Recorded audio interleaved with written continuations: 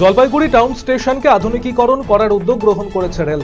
উন্নয়নের কারণে স্টেশন বাজারের বড় অংশের ব্যবসায়ীদের সরে যেতে হবে। শনিবার কাটিয়ার ডিভিশনের ডিআরএম সুরেন্দ্র কুমার, এডিআরএম রেলের আধিকারিক এবং জলপাইগুড়ির সাংসদ জয়ন্ত কুমার রায় সহ অনেকে এলাকা পরিদর্শন করেন। টাউন স্টেশনকে উন্নত এবং আধুনিক স্টেশন করে তুলতে ইতিমধ্যেই অমৃত ভারত প্রকল্পে স্টেশনের কাজ চলছে। স্টেশনের কাজ কিভাবে চলছে তা খতিয়ে দেখলেন ডিআরএম। ইটাহারের প্রাক্তন বিধায়ক তথা সিপিআই নেতা শ্রীকুমার মুখার্জিকে সংগঠনের পক্ষ থেকে সারা ভারত কৃষক সভার কেন্দ্রীয় কমিটির সদস্য নির্বাচিত করা হয়েছে।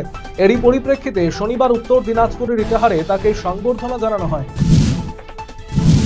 জাতীয় খাদ্য সুরক্ষা মিশন 2024-25 আওতায় ধান চাষের প্রদর্শনী ক্ষেত্র শুরু করল ইটাহার ব্লক কৃষি দপ্তর।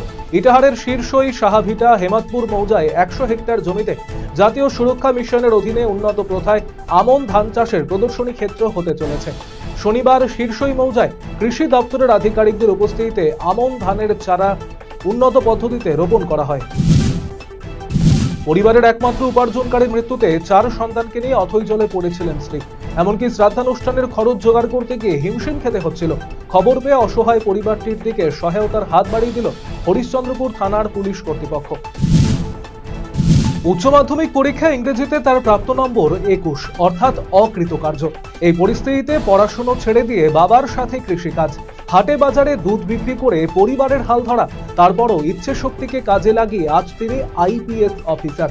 এদিন ইউপিএসসি পরীক্ষার প্রস্তুতি থেকে শুরু করে পড়াশোনা এবং নেগেটিভ মনোভাব থেকে কিভাবে বেরিয়ে আসা যেতে পারে, এই সমস্ত একাধিক বিষয়ে ছাত্রছাত্রীদের একাধিক প্রশ্নের উত্তর দিয়েছেন পুলিশ সুপার। কালিয়াগঞ্জ হিন্দু মিলন মন্দির এবং ব্যবসায়ী সমিতির উদ্যোগে রায়গঞ্জ লোকসভা কেন্দ্রের নবনির্বাচিত সাংসদ কার্তিক পালকে সংবর্ধনা প্রদান করা হলো শনিবার সন্ধ্যায়। এদিন প্রথমে সুকান্ত মোড়ে অবস্থিত হিন্দু মিলন মন্দিরে সংবর্ধনা প্রদান করা হয় তাকে। এরপর বাজার সংলগ্ন ব্যবসায়ী সমিতির নিজস্ব অফিসের সভাগৃহ সংবর্ধনা প্রদান করা হয় কার্তিক পালকে। চাঁচল মহকুমা প্রশাসনের উদ্যোগে শনিবার জেলা বন মহোৎসব 2024 উপলক্ষে নানান কর্মসূচি আয়োজিত হলো মালদার শামসিতে। এই উপলক্ষে গাছ লাগানোর বার্তা নিয়ে বিভিন্ন বিদ্যালয়ের পড়ুয়া এবং বন দপ্তরের আধিকারিকেরা এক পদযাত্রায় সামিল হন। পরবর্তীতে মালদা নিয়ন্ত্রিত বাজার সমিতির শামসি চত্বরে আয়োজিত অনুষ্ঠানে গাছের চারা তুলে দেওয়া হয় উপস্থিত সকলের হাতে। পাশাপাশি পরিবেশ রক্ষায় বৃক্ষরোপণের প্রয়োজনীয়তা নিয়েও আলোচনা করা হয়। উত্তর দিনাজপুর জেলার করণদিঘি ব্লকের অন্তর্গত বিহিনগর দৈনিক শিশু শিক্ষা নিকেতনে বিনামূল্যে স্বাস্থ্য পরীক্ষা এবং সচেতনতা শিবির অনুষ্ঠিত হলো। করণদিঘি কালচারাল স্পোর্টস ওয়েলফেয়ার সোসাইটির উদ্যোগে প্রথম থেকে চতুর্থ শ্রেণীর ছাত্রছাত্রীদের নিয়ে স্বাস্থ্য নিয়ে সচেতনতামূলক আলোচনা করেন করণদিঘির গ্রামীণ হাসপাতালের নার্স এবং বিশিষ্ট সমাজসেবী সীমা জানা। ছাত্রছাত্রীদের সেলফ ডিফেন্স সম্পর্কেও আলোচনা করেন তিনি। গত কয়েকদিন আগে বাইক দুর্ঘটনায় গুরুতর আহত হয় উত্তর দিনাজপুর জেলার করণদিঘি ব্লকের যাদবপুর গ্রামের শম্ভু সিংহ। তারপর তাকে করণদিঘি গ্রামীণ হাসপাতালে ভর্তি করানো হয় এবং সেখান থেকে শিলিগুড়ির একটি বেসরকারি নার্সিংহোমে স্থানান্তর করা হয়। সেখানে সঠিক চিকিৎসা না হয় রোগীকে নিয়ে আসা হয় বিহারের পূর্ণিয়ার একটি বেসরকারি নার্সিংহোমে।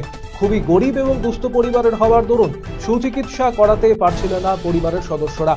পরিবারিক আর্থিক সাহায্যের জন্য আবেদন করেন সামাজিক সংগঠনের কাছে। সেই আবেদনে সাড়া দিয়ে সাহায্যের জন্য এগিয়ে আসেন জিসিপিএ নামে রাজবংশী সংগঠনের নেতা মোহনলাল সিংহ। মানিকচকে তৎপরতার সাথে শুরু হয়েছে উন্নত মানের বিদ্যুৎ পরিষেবার কাজ। তবে মালদার মানিকচকে বিদ্যুৎ পরিষেবা নিয়ে সাধারণ মানুষদের ক্ষোভ দীর্ঘদিনের। শনিবার অবশ্য সকাল থেকে ধরমপুর এবং তার আশেপাশের এলাকায় বিদ্যুৎ দপ্তরের তৎপরতার ছবি চোখে পড়ে। নতুন টাওয়ারের তার সংযোগ, নতুন বিদ্যুৎবাহী তার এনে সংযোগের প্রক্রিয়া শুরু হয়েছে। বিদ্যুৎ দপ্তর সূত্রে খবর, কাজ দ্রুতগতিতে এগোলেও 132 কেভি সাবস্টেশন চালু হতে বেশ কয়েক মাস পর্যন্ত সময় প্রয়োজন। এর আগে নিরবচ্ছিন্ন বিদ্যুৎ পরিষেবা নিয়ে কোনো আশ্বাসই পূরণ হওয়া অনিশ্চিত।